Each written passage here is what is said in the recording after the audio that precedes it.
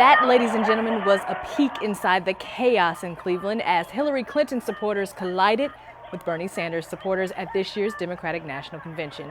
Welcome to the Brody File. I am Amber C. Strong. I am not David Brody.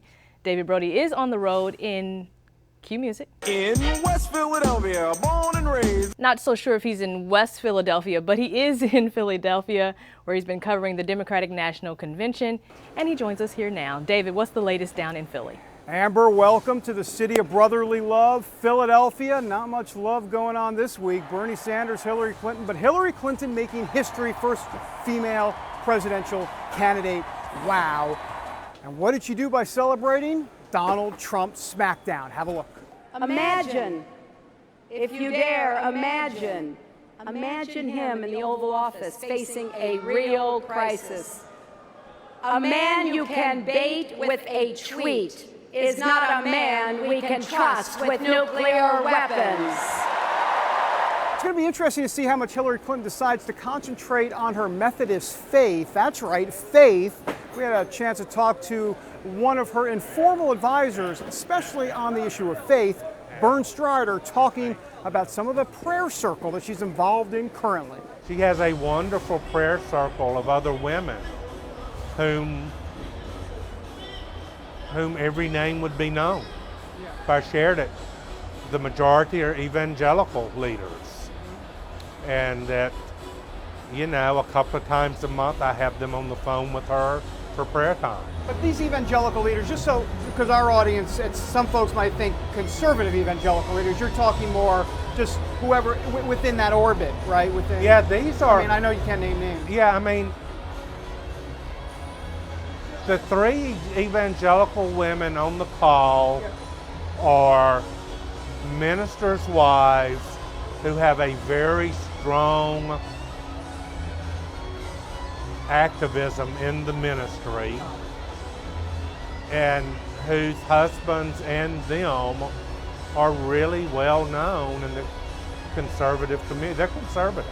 By the way, speaking of faith, Tim Kaine, Catholic, social justice, and on stage here in Philadelphia, likable guy. Have a look. Hillary Clinton and I are compañeros de alma. And we share this basic belief. It's simple. Do all the good you can and serve one another. Pretty simple. Pretty simple. Of course, the big story up here, Bernie Sanders, his followers up here, supporters, they love Bernie, and Bernie got a lot of love up here. Ultimately, though, he couldn't win the nomination, obviously, but he said that they've moved this party in a most progressive way possible. It is no secret that Hillary Clinton and I disagree on a number of issues. That is what this campaign has been about. That is what democracy is about.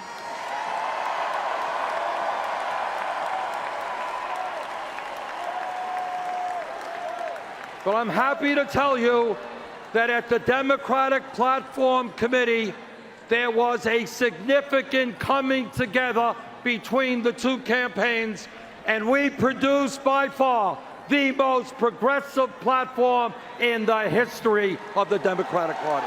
So the big question, what are Bernie Sanders supporters going to do? Are some of them going to go for Trump? Maybe the Green Party's Jill Stein? We talked to Roland Martin, liberal commentator, and he had some thoughts and advice for Sanders supporters. The question is this here. There is no way in the world, using any level of common sense, that somebody could say, I'm supporting Senator Bernie Sanders, and then go, oh, there's no way I'm going to support Hillary Clinton, I'm going to support Donald Trump. Okay. The logic behind that is stunning, because I have heard nothing from Donald Trump that is similar to Bernie Sanders. Nothing. TPP. Nothing. Okay. That's one deal. Okay. So you're one issue voter. So okay, let's say so you're against TPP. Got it. All right. So what about choice? What about Supreme Court? What about education? What about the housing? What about the economy? I mean, all of a sudden you start asking those questions. The next thing you know, what's going on? Bernie Sanders, clearly the story. Jennifer Wishon here with me in Philadelphia. Jennifer, what do you think? Bernie was a lot of the story this week. Absolutely, and you know what I'm struck by, David, is conventions matter. And what we've seen here in Philadelphia, we saw in Cleveland that, you know, disgruntled activists need a place to air their grievances. Bernie supporters still feel betrayed. They are leaving disappointed, but at least they got to be heard. Hillary Clinton got the message. We heard that in her speech. You know, free college for all, right? Yeah. She's promised that. So, you know, I think conventions matter, and we've seen that play out. Speaking about disappointed, a lot of talk about abortion on the stage, and I'm just wondering about the pro-life Democrats, and you know, they're an endangered species here. Yeah, the most liberal platform in history passed here at the Democratic Convention. A call to repeal the Hyde Amendment. Of course, that's the law, 40-year-old law that signed by Jimmy Carter that says, you know, federal tax dollars can't be used to pay for abortion. Pro-life Democrats are upset. We talked to President Obama's former faith advisor. He calls this disappointing. Let's take a listen. Democratic Party platform calls for the abolishment of the death penalty. Immigration reform is central to the platform. Criminal justice reform, all these issues that speak to the values of people of faith, to many people of faith. This enters a note of dissonance. David, you know, now that Debbie Wasserman Schultz is stepping down as chairwoman of the party, pro-life Democrats are feeling anxious because one of the top contenders is the president of Emily's List. Here's what Louisiana Governor John Bel Edwards had to say. The decision obviously hasn't been made, and they're talking about a dozen or more candidates. It was something that I read this morning for the first time, that individual is being considered. And I don't want to be overly critical. I don't know the person. I just know that the signal that would send to the country and to Democrats such as myself would just be another step in the opposite direction of being a big tent party on this particular issue. So it's my hope that we can find somebody to be the next party chair who doesn't bring that to the office.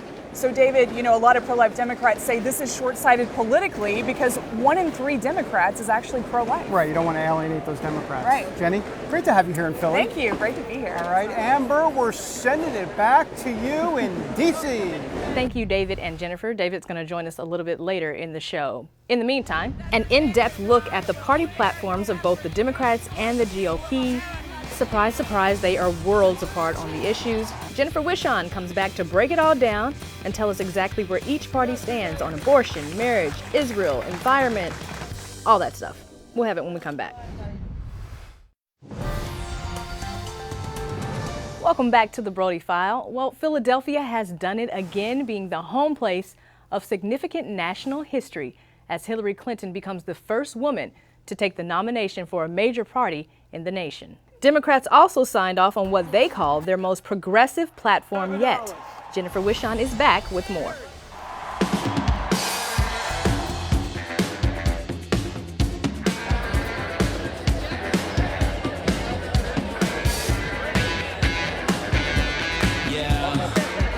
It's a tale of two paths for America's future.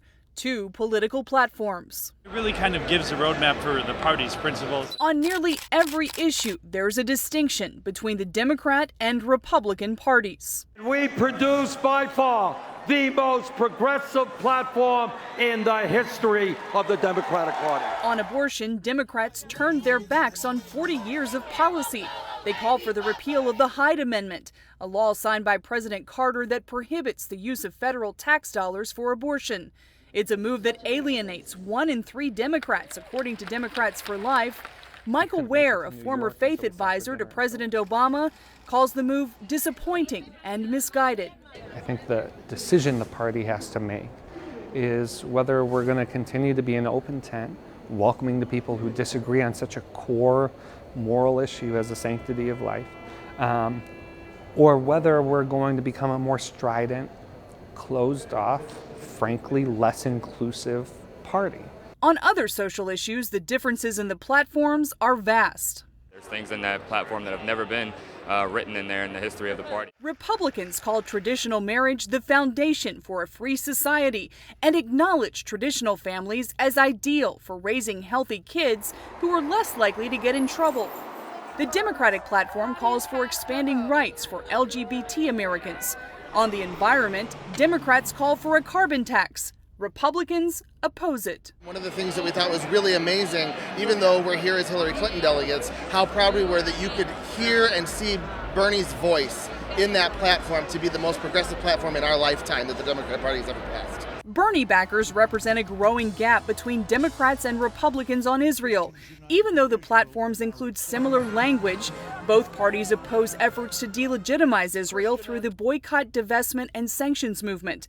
Republicans take it further, calling the BDS movement anti-Semitic, and call for legislation to stop actions that limit commercial relations with Israel. During the drafting of the Democrats' platform, debate about Israel caused so much passion, police had to wade into the audience as activists shouted down delegates. Bernie Sanders backed a measure to end the occupation of Palestinians. Liberal activists also called for the rebuilding of the Gaza Strip. It is apparently the most progressive platform we've ever had. Keyes, a Bernie supporter, says this is only the beginning. They're leaving Philly to focus on electing the most liberal candidates they can to every office, from dog catcher to president. In this election, more than ever, Americans have a clear choice between two very different visions. It's also a time when Christians have a chance to make a major impact. There's an anxiety in our culture. It should be the Christian voice that is not echoing the despair, but offering a voice of possibility and love and a future in Christ and a security in Christ. Thanks, Jennifer. Up next, we're going to take you inside this unique church in Cleveland. It's home to a basketball court, indoor soccer fields, and oh, did we mention LeBron James has worked out a few times there? We meet the pastor behind the Word Church and hear his mission to get kids off the streets and in the pews. Next. Welcome back to the Brody File. Last week, pastors across Cleveland took to the stage for Donald Trump, but Dr. R.A. Vernon took to a different stage for a different reason. Vernon is the pastor of the Word Church, Cleveland's largest predominantly black church. He's also a member of the Reconciled Church movement with Bishop Harry Jackson and T.D. Jakes. Dr. Vernon has also been a huge advocate of social justice in the city of Cleveland after the shooting death of 12-year-old Tamir Rice. Last week, he spoke with the Brody File about the uniqueness of the Word Church, his work to help kids in the community, and his belief that true healing between blacks and whites in the United States starts with the church. And you're talking 500 to 700 teens every Saturday at 3. We have 2 soccer fields here. We have a skating rink. We have a basketball court. They have their own restaurant. So when we bought this place, we bought it with young people in mind. I grew up in a church, of course, where it was just Sunday morning and we'll see you next week. How do you meet the needs of young people? You can't say stay out of the streets, but then don't have an alternative. So kids come walking down our street to get to our church. We grew up when Mama made us go to church. Here, they're begging us to come pick them up. And you're talking blacks, whites, Latinos from all over the city of Cleveland. This is a haven for them. I'm getting ready to bring in an artist now. You may have heard of them, Social Club. And in just a couple of weeks, where I'm going to let them just fill this place up. I'm not going to charge a dime. We don't charge when we have young people. No offering. We're not trying to make anything. We'll let the chief of police get up and talk about what happens. And he happens to be a black chief of police here in Cleveland, just like in Dallas. And I want to invite him to come to talk to thousands of young black men, predominantly, and girls, about what happens when we pull you over. How should you act in the presence of a police? So that they can hear his perspective of the pressure they're under. And we're teaching our young people to honor and respect authority, starting with God, number one, your parents, those in authority any place, and yes, police officers who risk their lives so you can live. Well, first of all, I can't discuss the Reconciled Church without bringing up Bishop Harry Jackson. It's his baby. He's the progenitor of it. I love him dearly, along with Bishop T.D. Jakes. They invited me to come and to speak on that panel. The idea is, again, for black clergymen and white clergymen to come together and, number one, learn about each other. And then absolutely, we're putting a challenge out there to caring white clergy. What would Jesus do? Dr. King, in his letter from a Birmingham jail, challenged the white church and white clergy, saying, if you are indeed Christian, how could any kind of injustice not bother you? So my loving challenge would be to our white brothers and sisters to have more conversations with their congregations. The black church has been known. This is where we've always vented. I mean, this is where we always decried justice and injustice. So I think the black church, those of us that come from the prophetic tradition, now sadly there are those who are in what we call the prosperity gospel who would even get up this past weekend and not say anything about the lives lost in Minnesota and Baton Rouge, which to me goes against the prophetic tradition of the black church. I was doing this wonderful summer series on social media, but I immediately had to conflate my series with the elephant in the room.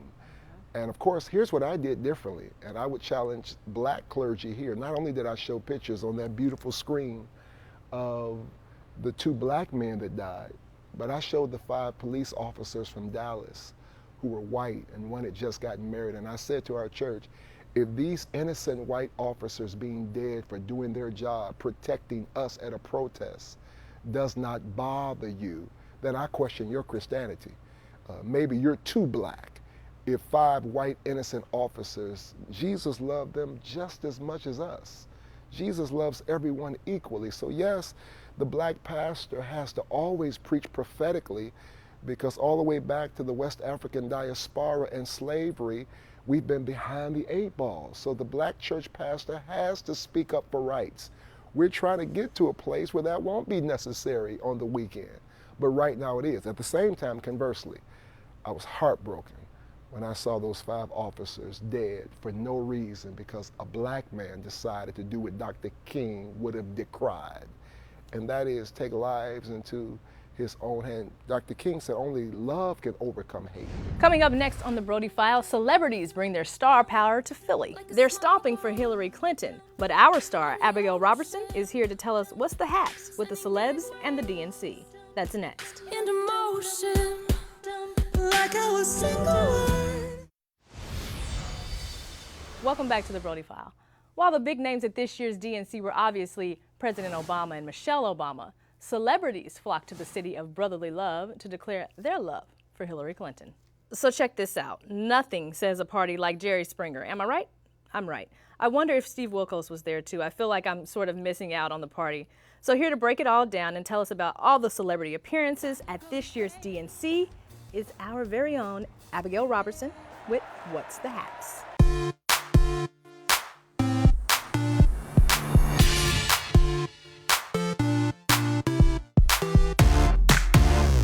What's the haps this week? Celebrities are flexing their star power in Philadelphia to chime in on the 2016 election. Hollywood stars are typically quite vocal about favoring the Democratic Party, so it's not surprising they have turned out in droves to support Hillary Clinton. Among the week's notable appearances, a desperate housewife, a fake president and his mistress, and mega movie star Meryl Streep. Hillary Clinton will be our first woman president. And she will be a great president. Even the 90s made a comeback with a performance by Boyz II Men and a Lance Bass cameo. Motown Philly back again. Some of Broadway's biggest names took the stage for a beautiful rendition of what the world needs now. It's love, sweet love. No, not just for some. Lord, we don't need another meadow. There are cornfields and wheat fields enough to grow. There are some dreams and moonbeams enough to shine. Oh, listen, Lord, if you want to know. Actress and producer Elizabeth Banks is going the extra mile to stump for Hillary. She hosted the second night of the convention and recruited over 40 of her famous friends to sing an a cappella rendition of Fight Song, the anthem of Hillary's campaign. And I don't really care if nobody else believes, 'cause I still got a lot of fight left. It take a village to raise a child, prepare him to run a nation. We got some hard choices, but together we gonna make it. We living in history. America, take a bow. We about to show the world, yeah, women are equal now. Like a small boat on the ocean, sending big waves into motion. Donald Trump may not have the star power Hillary does, but the latest polls show him leading with the general population. Back to you, Amber. Thanks, Abby. All right, you are 1 minute, 5 seconds away from more Brody File. Don't go anywhere. We'll be right back. Welcome back to the Brody File, everybody. So before we go, we're going to check back in with David Brody for a final analysis of this year's DNC convention. David? And we're back here in Philadelphia. You cut my time. We got to get right to it. Sights and sounds from the city of brotherly love.